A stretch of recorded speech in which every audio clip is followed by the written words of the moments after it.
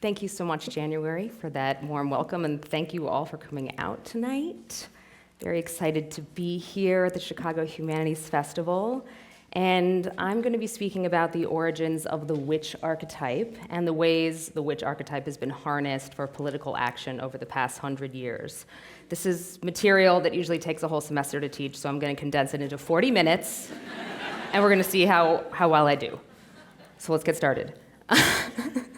If you've been noticing, the witch has been really having a moment. Film and television are filled with tales of witches and otherworldly women. Visual art and literature are plumbing the depths of pagan lore. And runways are replete with occult symbolism.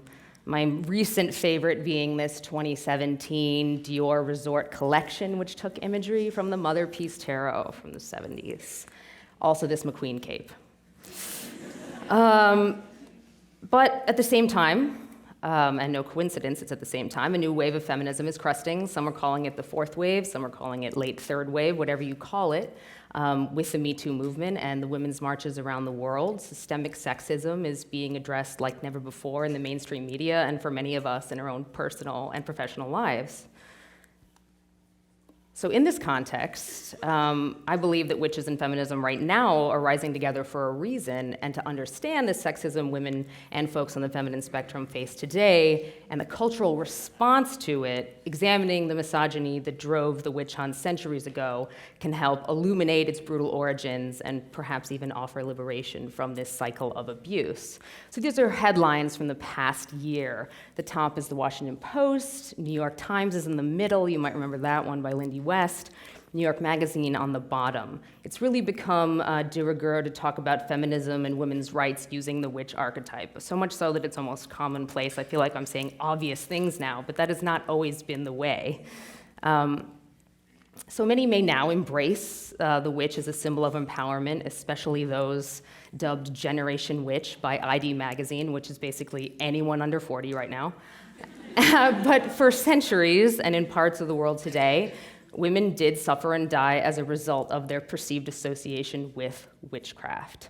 So this is a very graphic history in both senses of the term, and that's what I'll be going into this evening. But to start, we should really talk about who the witch is.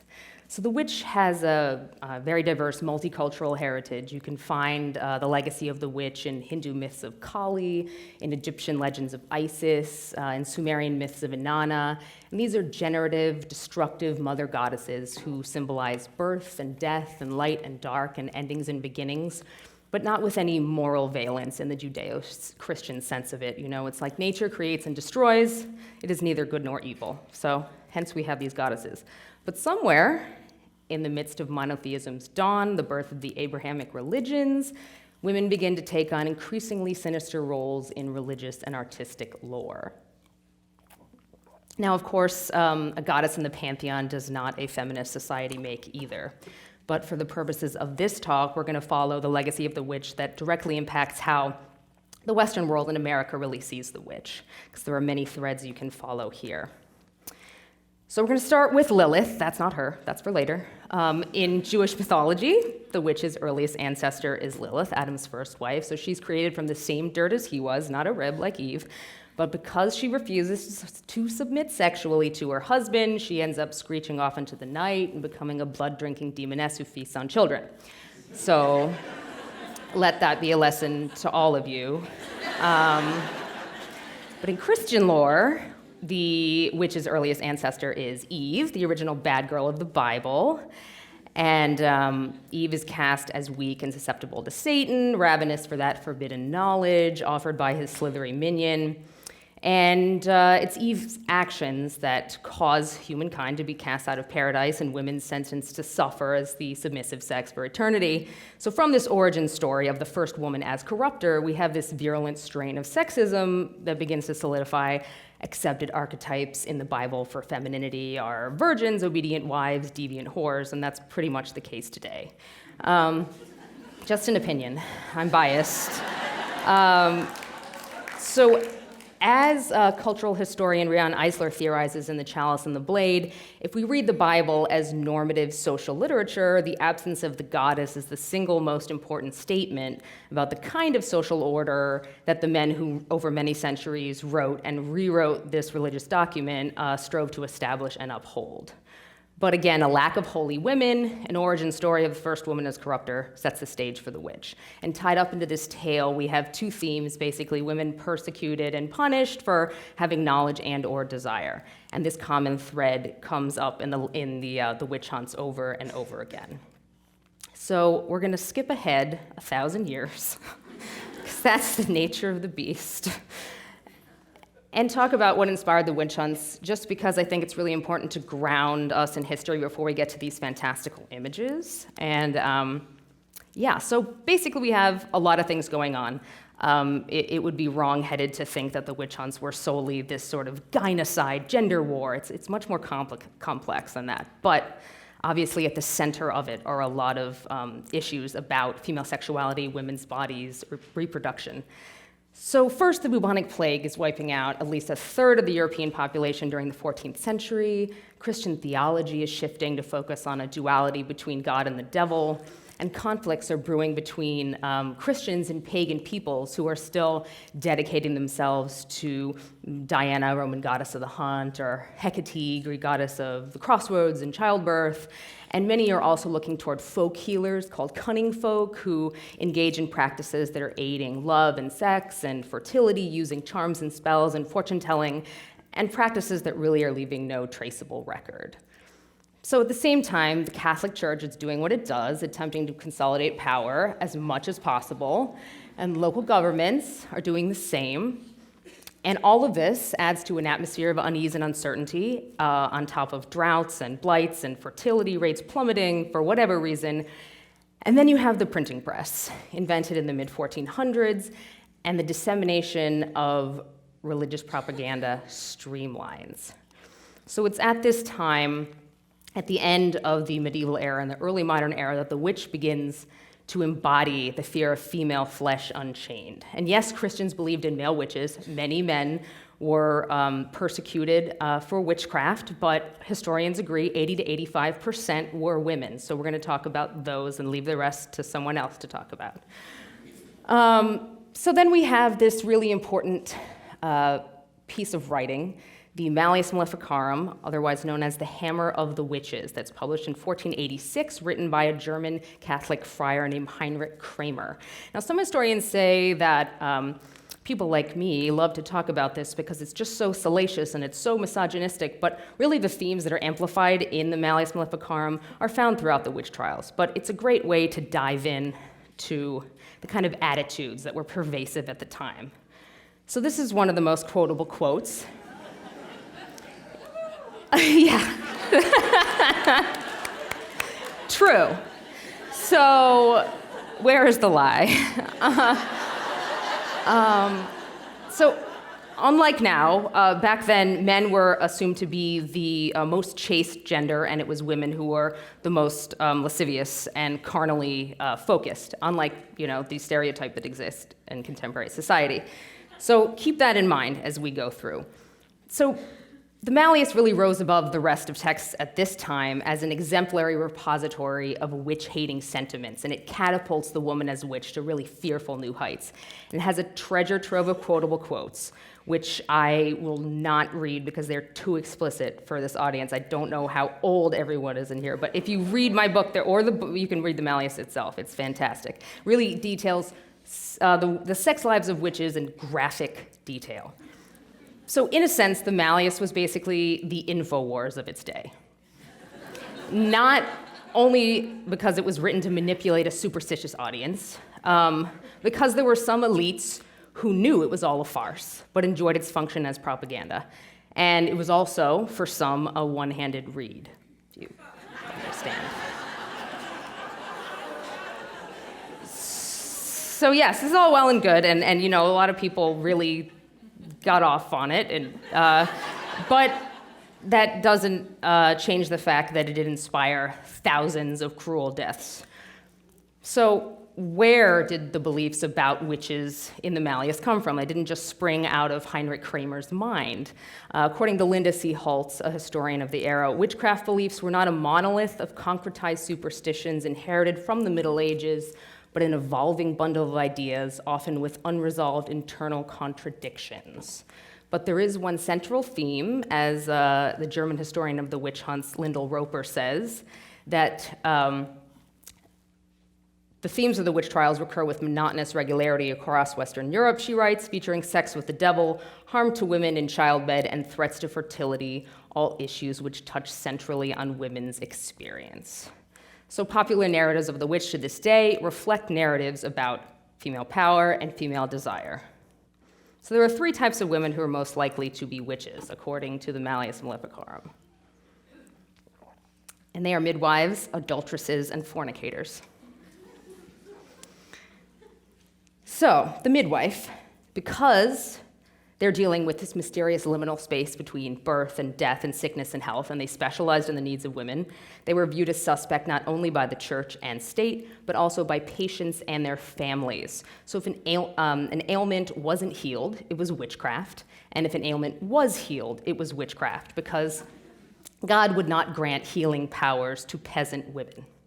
So witchcraft was blamed for healing or harming, as I mentioned, and women caught performing abortions, which is often what midwives did, could be deemed witches and accused of witchcraft.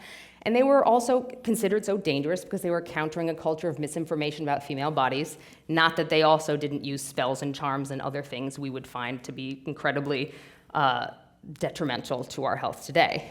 But there's also the argument that most people didn't believe that midwives themselves were the servants of Satan, but they were just so much a threat to the male medico-religious establishment that it was an easy way to discredit them, to associate them with Satan and sorcery. So it remains to be seen exactly what is the case. We don't know exactly how many midwives are put to death versus other women, because a woman's occupation was not recorded before she was put on trial or executed.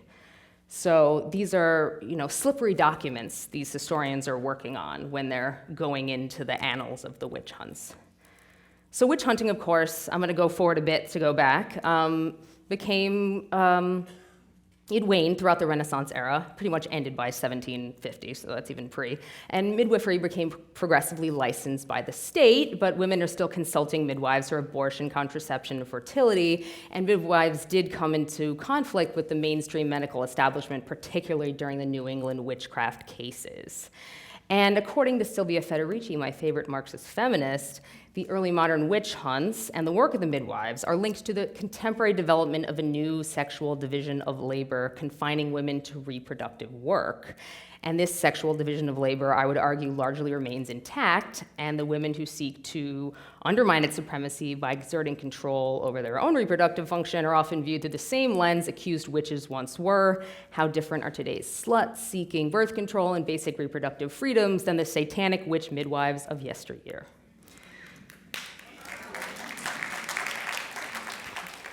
And that's the point where I usually pull up a slide of all the horribly medically inaccurate statements that male politicians have made about sexual assault and women's bodies, and we don't have time for that, so you can just imagine in your head how awful that slide is. We'll move right along to the fornicator, and we'll throw in the adulteresses here. So this is the other type of woman most likely to be a witch. So promiscuity, premarital sex, non-normative sex, masturbation, all serve as reasons to accuse women of witchcraft. Women caught using or sharing information about contraception could be accused of witchcraft. Again, that goes back to the midwife. And then we have the iconic witch's broom, which features heavily in witch imagery of the period, connected to this fear of female sexuality, of perverting the domestic tools of womanhood for their own pleasure. Witches weren't really flying on broomsticks, if you understand what I'm saying. It was a dildo. Okay. So anyway, we know not all the population was reading these texts, because not the whole population was not literate. So it's really art, visual art, that helps spread the archetype of the witch throughout the populace to really drum up fear about this frightening other. And so This is a great example here. Hans Baldwin Grien's New Year's Wish with 3 witches. That's certainly my New Year's wish. Fingers crossed. And as Sherry Velasco explains in Lesbians in Early Modern Spain, the eroticized body of the witch in 16th and 17th century images revealed both a voyeuristic interest in female sexuality and a fear of women appropriating male sexual power, and of course also giving voice to deep-seated male fears of lesbian sexuality with its threat of impotence and castration. So, I'm going to bring up some of my favorite ways the witch was portrayed. But I do want to read a quote from Lyndall Roper, who talks about the witch and visual culture of the time. And she makes a statement that the figure of the witch took hold of the Western European imagination because she could express terror that lay beyond words, reaching into deep ambivalence about death, identity, and motherhood.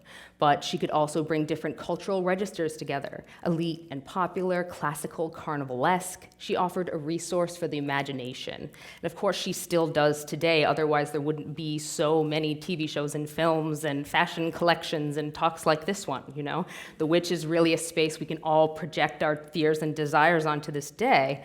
And this image is woodcut from the 1608 Compendium Maleficarum, is by Francesco Maria Guazzo, and this is the osculum infam, or the analingual greeting that witches were supposed to engage in when they would meet the Dark Lord. So they're all lined up getting ready to say hello to Satan.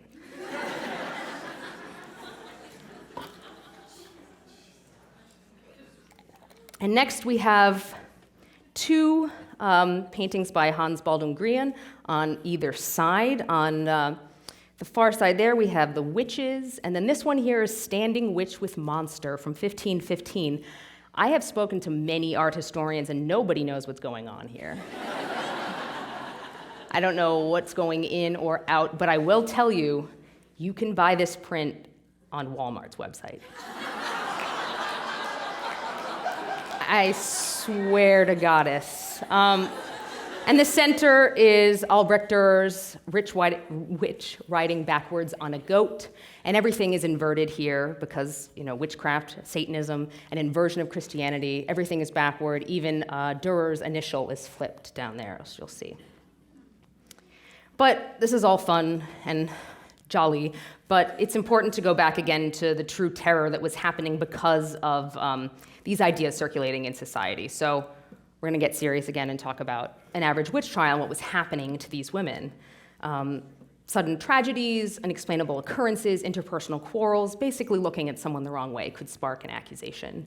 The accused would be taken into custody, strip searched for the devil's mark, which is really tantamount to sexual assault, in jail, then questioned by a church inquisitor or government official about her pact with Satan, or she'd be subject to torture and lengthy interrogations. If she had a fortune or a family, they would be threatened, although, again, the majority of women that were accused and executed were poor peasant women, and the majority were over 40, which coincided with waning fertility, which was, the measuring stick for a woman's worth back then. And the accused often confessed under extreme duress. That was the key to these cases because there was no evidence of these witchcraft crimes.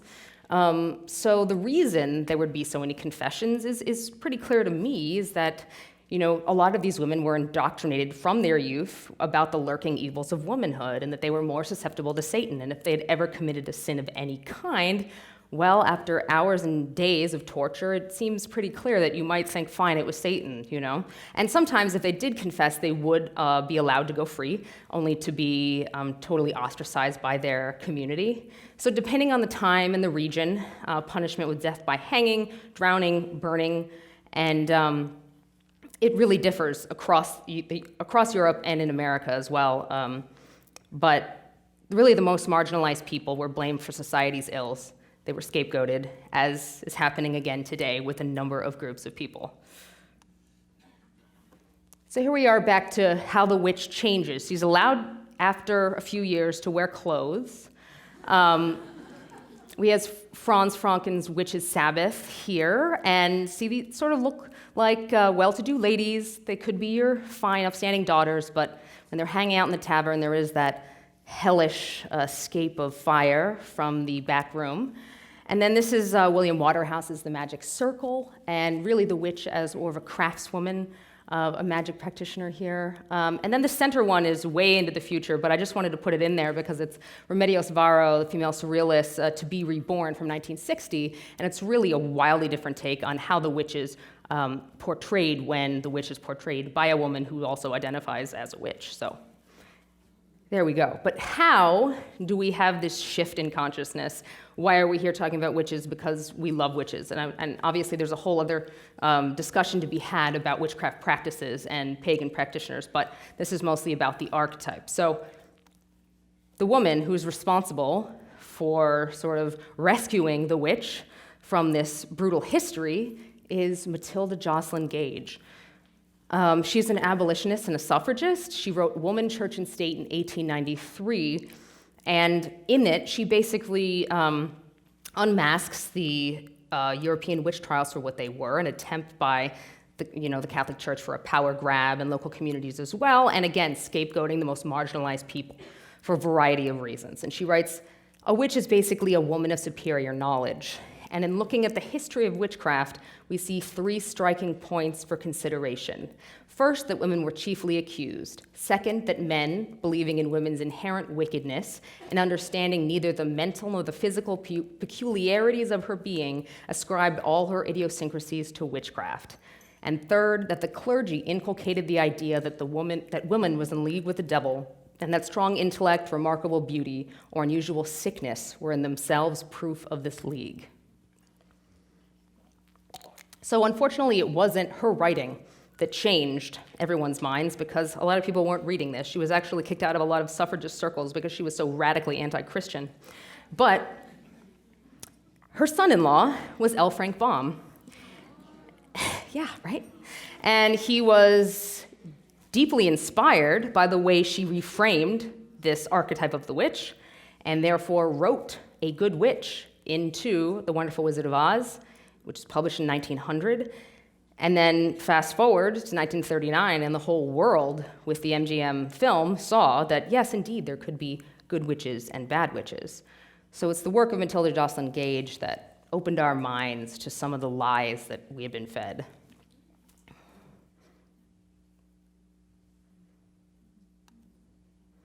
Then there's another fun suffragist of the period I just want to mention because she's so fantastic. She was a suffragist, free love, and reproductive rights advocate. Victoria Woodhull was also the first woman to run for president in 1872 on a ticket with Frederick Douglass. She was a sex worker and a spiritualist medium, and she launched the first American newspaper to print the Communist Manifesto. And of course, she was called Mrs. Satan for her views. And this is a political cartoon of the day depicting her and disparaging her beliefs about free love. And we'll get to political cartoons later, but they're an important part of this history. So after The Wizard of Oz, you begin to see a smattering of good witches in film and pop culture, or at least slightly naughty witches, not just fully evil, hideous witches, like Veronica Lake's character in I Married a Witch from 1942, Kim Novak's character from Bell Book and Candle in 1958, and then we have Samantha from Bewitched. And, I wasn't always a fan of Bewitched, but the deeper I looked into this history and the way you could tie it into the harnessing of the witch archetype for feminist action, I started to change my mind about her. So Bewitched first airs in 1964, a year after Betty Friedan's feminine mystique is really galvanizing the women's liberation movement. And a few episodes are even written by a self-professed feminist TV writer, Barbara Avedon. And like the feminine mystique, Bewitched addresses the plight of the white middle-class housewife. And it may not seem like it, but in a way, magic is really a metaphor for feminism, in my opinion, and in the opinion of others as well. In the show, if you haven't seen it, Samantha is a witch, and her husband Darren hates that she is a witch and has these powers, and he's angry, and he says, please don't use these powers. Like, it freaks me out that you have this. And it's clearly because he's threatened by her having this agency outside patriarchal structures, outside the marital structure. And throughout the series, she uses magic to help herself and him. And in that sense, there is sort of a radical underpinning to this show. But witches get way more radical, of course. In the late 60s, we have the Women's International Terrorist Conspiracy from Hell.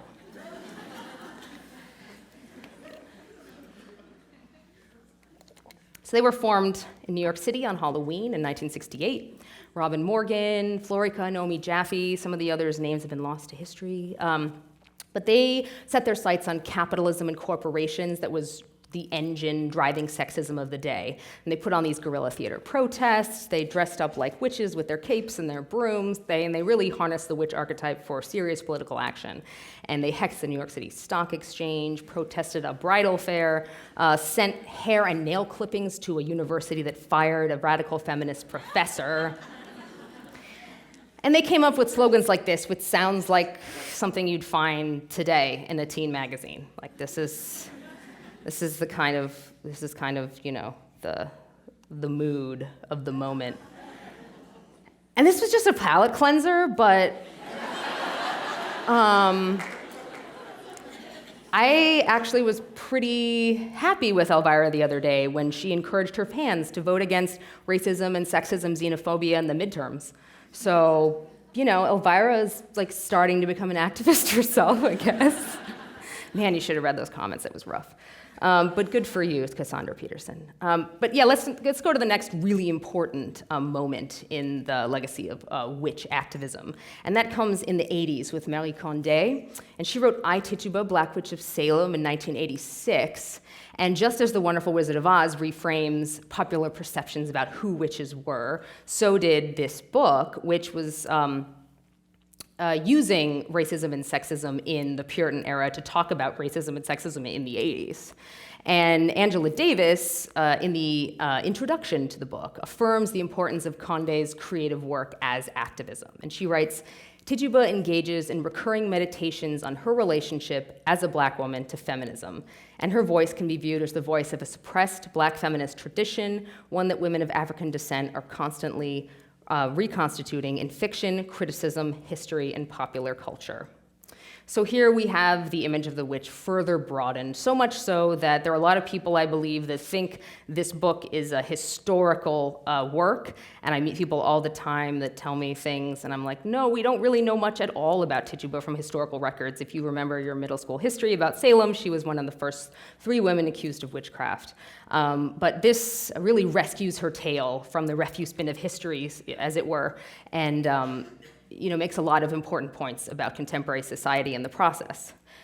So by the mid-'80s, yes, we all did this great work to humanize witches and women, but the witch figure, of course, remains a really provocative image to include in political cartoons and in memes for women of all political persuasions. Left, right, center, doesn't matter. So I'm going to go through a few of these awful things. I'm sorry in advance. First, Richard Nixon calling Indira Gandhi an old witch. Then when Margaret Thatcher died, the ding dong, the witch is dead. I don't really care about that one so much. Angela Merkel, this awful one, Michelle Obama, and then Grand High Witch Hillary Clinton. But I haven't got to the most persecuted witch of them all.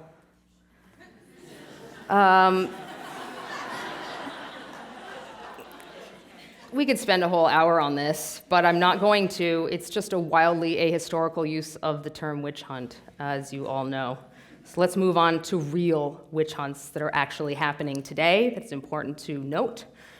Women deemed witches have been banished to witch camps in Ghana for decades. More than 2,000 people accused of witchcraft have been murdered in the northeast Indian state of Assam over the last 15 years. 600 women were killed in Tanzania in 2011 because they were supposed witches. Estimates put witch executions at 200 per year in Papua New Guinea. Until 2013, killing a witch in self-defense was enshrined in the Papua New Guinea Constitution. And because of all this, Amnesty International has created the Women Not Witches program to aid persecuted women in need. And here is one of the activists on the forefront. This is Birubala Raba from the northern Indian state of Assam, who campaigns to educate local communities and governments about the error in their beliefs about women and witchcraft. She helped inspire a 2015 anti-witch hunting law. And the BBC recently followed her to speak to a group of women in her community, and she said, "They will always find new reasons to brand women as witches, but don't be scared. Challenge the offenders and report them to the police. This battle is not going to end anytime soon." So you have these themes recurring all around the world, paralleling exactly the things that were happening in early modern Europe. You have poor women, predominantly over 40, targeted, women who had land, whose husbands had died, women who were disabled, women who were unable to fight back in a certain way. So it's important to note that this is really happening. And as these real witch hunts continue around the world, the witch archetype, of course, continues to be harnessed in activism to challenge racism and sexism and homophobia and transphobia and Christian heteropatriarchy. We have Jex Blackmore on the left here, formerly of the Satanic Temple, who uses aesthetic activism, as she calls it, for her political ends, much like the witch groups did in the 60s. And then this is Brie Luna, the Hood Witch, who has everyday magic for the modern mystic on her site, which looks to nature-based witchcraft practices as a form of healing and activism. And here's two more from the Women's March in New York, and this is a Boston protest, a new coven of witch members in 2017. So these activists and witchcraft practitioners who continue to give the witch subjectivity and reframe the witch's narrative are really taking some of the venom away from the witch epithet, of course, and are in turn offering women and folks on the feminine spectrum the subjectivity they deserve. And it's a slow, imperfect process, but an important and powerful one nonetheless. And if you want to dive deeper into the subject, I wrote this book. So I'm going to finish up, but before we go to questions, I just really want to thank the Chicago Humanities Festival and the Museum of Contemporary Art for having me, and thank you all for coming out.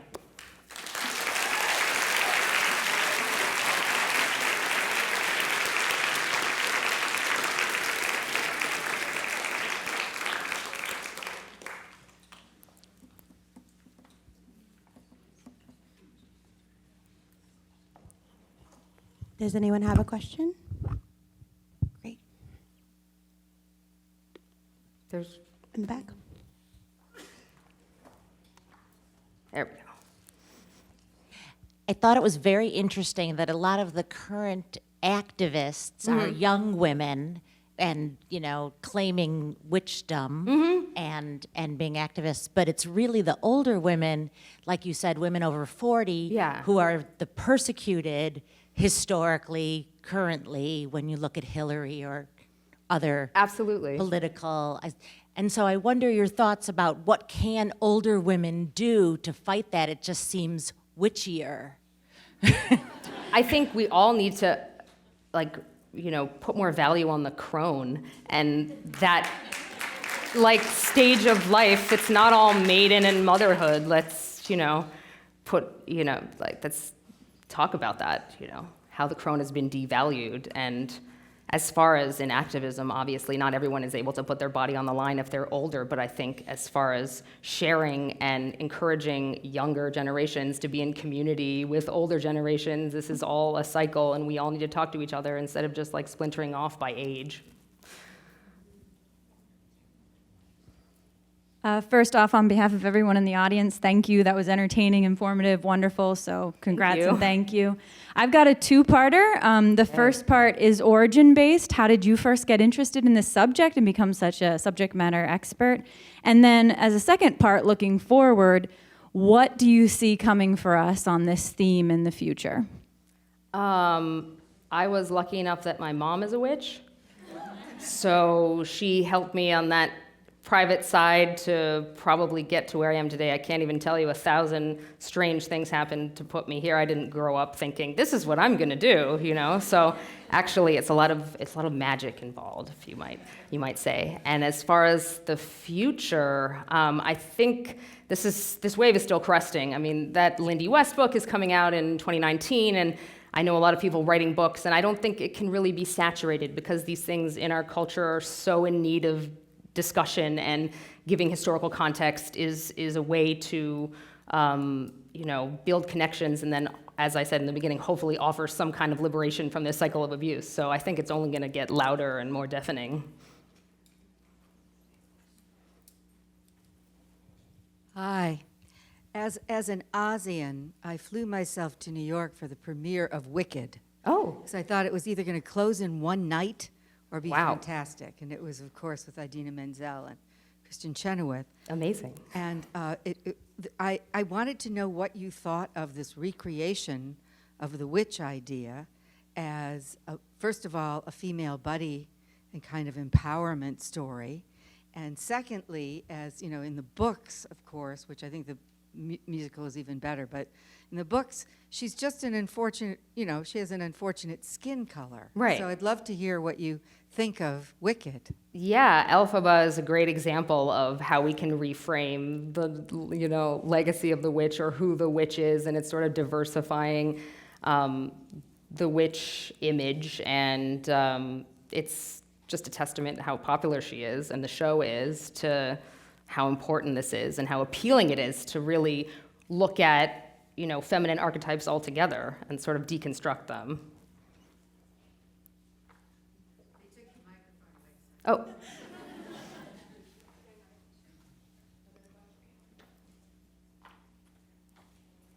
Hi. So when I was reading your book, and I'm going to admit right now I haven't finished it, but I will, it seemed to me that like witchcraft a lot of the time earlier was really just like a question of autonomy, like women wanting to have autonomy and the patriarchy specifically wanting to deny them and finding any means they could to deny them. How do you feel about currently the kind of commodification of witchiness as like an aesthetic? You have a witch starter kit at like Anthropology or whatever. Do you feel that that's like cheapening it by reducing it to like crystals and, black rimmed hats? No, that's a great question, and there's a chapter called Hex Sells at the end about feminism, capitalism, and the witch, and the way that, yes, the witch has definitely been commodified, and it's, every single one of these is sort of a case-by-case basis to say, okay, if Urban Outfitters sells all this stuff, on the one hand, there's people who wouldn't otherwise have access, so that's one thing. It's sort of democratizing it in a certain way. And the other way, it's really removing the healing potential and the sacredness, and often appropriating different, practices just for consumption. So I think it's a really complicated game. Yeah, as well as the same thing with like feminist T-shirts and made in sweatshops. Like, it's very complicated. Absolutely. So I just had a question. Recently, we're seeing a lot of pop culture stuff with witchcraft and Satanism kind of linked together, and I know there's some question, like disagreement among witch communities. There's lots of different types of witches about whether or not Satanism is part of their culture or not, and I was wondering if you had anything to say about that. Do you mean Satanism as in like LaVey and the Satanic Temple? So like we see a lot of like, these are actually like feminist or humanist Yeah. kind of organizations versus like Satanism as like a Pejorative. Well, I think Satanism has been reclaimed as it's, in itself, because the word satanic has been thrown at any group of sort of, people that society wants to other and discount and marginalize further. So I think in that way, the word Satanism and Satanist has been sort of reframed the way the word witch has. So I'm all for Satan and Satanism, absolutely. You can quote me on that, yeah.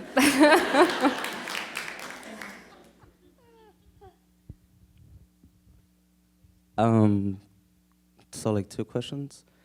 One, are you a mother? No. No? Okay. Neither am I. Okay. But I am curious as how you would, I guess, phrase it to a younger generation that being a feminist isn't a negative stereotype associated with witch.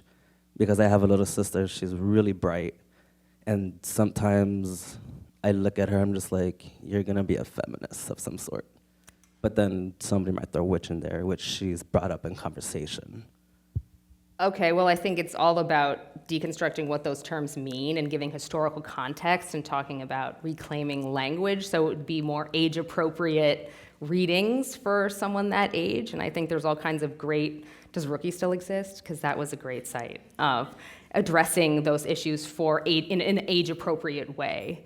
because both the witch and the feminist and the slut, you can argue, these are all words used to police women and women's bodies and women's sexuality. So if you sort of unmask that, then you can say that none of these are wrong. You can be these things if you want. I mean, or not a slut. I'm not trying to say that. But it gets complicated with the slut one, but yeah. Depending on the age, I'm just gonna stop talking. Q&As are hard.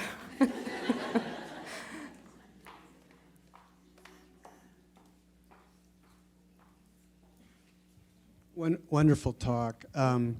Question, it seems like men have wanted to project the problem of their own sexuality on women, and there was their own desire. It's all because of the witches that bewitched them, and that's their problem. Has there ever been a historical time when women's sexuality was considered to be on a par with men and just fine? Because I remember I've read some novels that take place in the Middle Ages where it seemed like that might be true, but I'm not actually sure whether formal historians would find a time. And so that's one question: does it exist? And then the second would be, what would be the conditions that would allow that?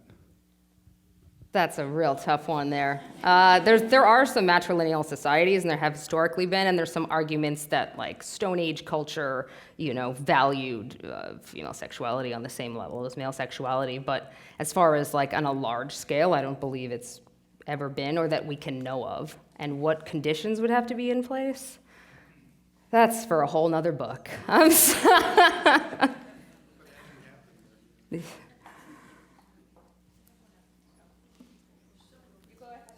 Thank you. My question, you focus a lot on, in your book, like the patriarchy and how this fear of femininity causes a lot of harm to women. And I think it's important to note that women have also believed in this, like, I guess that femininity is evil, that our own like sexuality is evil. Even like with our political scene, like certain women like voting for rights that are harmful for all of us, I feel like. And my question is, what can we do to like encourage our fellow women, our sisters, our daughters, that like it's not about like the dangers of being a slut, or it's not about the dangers of pro-life or pro-choice, but that it's about the autonomy of our own body and our own rights. Wow. I mean, I wish I had one answer for that. I would say, again, education and community. People in this, if they don't have support, how are they going to change their views? Open-minded listening and trying to coax your family members or acquaintances or friends and teaching them bit by bit and not being like oppressive with your pedagogy. I hope I find the answer one day to that one, because that's a really important shift that needs to happen. Okay, so this is piggybacking off of the previous question about commodification that's happening, but specifically I notice racially there's sort of a commodification. Specifically, you notice like brujeria is like being commodified a lot.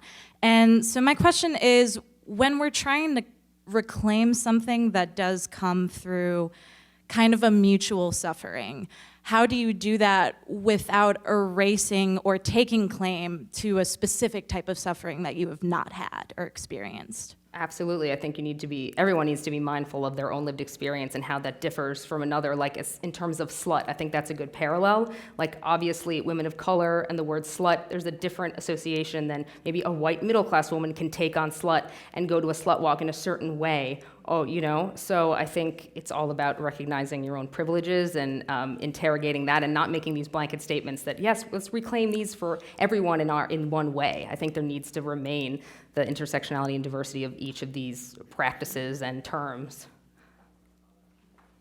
Here you go. Hi, I have a couple questions. I was wondering if Annie Sprinkle fits into your world. Oh, hell yeah. I quote her in my book, of course, because I have a lot of discussion about the sacred whore and her work in porn, especially witches in porn. She's a goddess, and I thank her for all her great work. And then the second thing is, I went to her workshop, and it was at a Green Witch Center, where they were teaching women the lessons of how to be a green witch. And I was wondering, are there a lot of places like that around the country, or? There are in New York. I know there's a few here. I'm not a local, but I know there's a few. I mean, I think more and more. That's what it seems like. There's a real renaissance of these centers and hubs for witchcraft practices like that. Is this on? Okay. I think we have time for 2 more. Right, everybody? Great. I actually went to high school in Salem, Massachusetts. Oh, cool. And I'm originally from Chicago, though, so it was actually a really big culture shock. And when I left to come to college back here, I found out that I'm related to someone who was hanged in the witch trials. And I thought it was really interesting in leaving and having this perspective afterwards, because my high school mascot was a witch. It was on the town police cars. Right. I'm sure you've been there. Oh, yeah. But there was also this really big hubbub. They put a bewitched statue. TV Land came in and did this huge bewitched statue in the main street, and there were a lot of protesters because it was kind of diminishing the actual deaths of the people that were accused of witchcraft. I found out my dad's a genealogy freak. So he found out that actually, like, the woman that I'm related to was hanged because she had the name of someone that they were trying to find. Was that Bridget Bishop? No, it was Mary Parker. Oh, okay. So she wasn't even like the right person that they were trying to find. But yeah, I thought it was interesting how you were talking about bewitched, and I always kind of thought of it disparagingly. Yeah. But I always found this disconnect between the actual witch trials and the crucible and all that history towards like the more commercial visualizations of it. Absolutely, yeah. It can be an uncomfortable schism between the kind of fun, lighthearted ways that witches are portrayed. Again, like we're laughing at these fun images, and then there's the real horrors of these deaths. So, yeah, I think it's important to be mindful of the real history, even as you enjoy, like, the new Sabrina, you know? Hi, Kristen. I have 2 quick questions. The first one is, what sign are you? Capricorn. Okay. And Sorry. the second one, no need. I'm a Virgo, so that's fine. Oh, cool. All right. And the second was, do you have a favorite tarot deck? Yes. Actually, my favorite person in the world who's in the audience right now designed a tarot deck called the Sluts Tarot, and it centers femmes and sex workers and kinky folks, and it is amazing. Her name is Morgan Claire Serrain. You should look it up, Sluts Tarot. Yes. I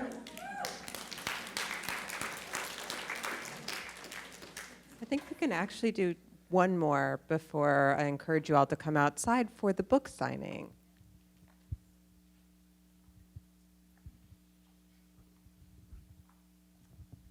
I've been reading Eamon Baker's A Storm of Witchcraft. Kindle says I'm 36% of the way through, and I had to stop.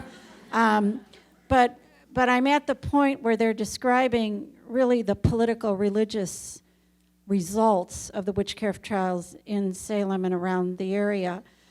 And what did come of it was a little bit of loosening of the Puritan ethic, realization of what they'd done, even when they tried to hide it, fake news, all of that stuff. It's all the corollaries to today. Yeah. I had to stop because it gives you perhaps a hopeful future. And right now, with all the corollaries I see, I don't see a hopeful way, an honesty of coming out of the same kind of situation, really. Everybody's evil. Everybody's a witch. Everybody's the devil. That's what we live in right now. That's what they lived in then. So, any opinion? I think there are those beliefs for sure, but I still don't believe they dominate. I think there are beliefs that counter that. So I just have to be hopeful and believe in those. But yeah, I'm with you too. It's dark as fuck.